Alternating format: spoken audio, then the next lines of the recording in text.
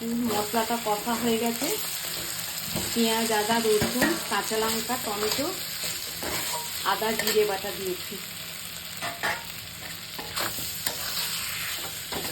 ফুলকপি আর আলু কষিয়ে রেখেছিলাম, ওইটা দিলাম। এবার একটু গরম জল দিয়ে দিচ্ছি।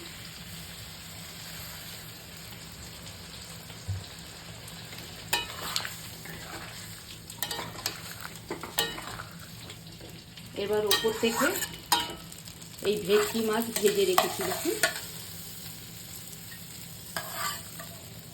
ভেটকি মাছ দিয়ে ফুলকপি আর আলু দিয়ে, নতুন আলু দিয়ে ঝোল।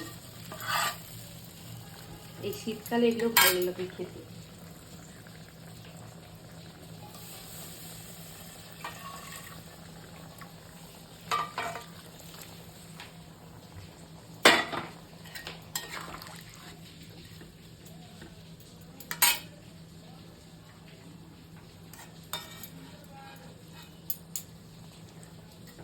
আস্তে আস্তে হবে।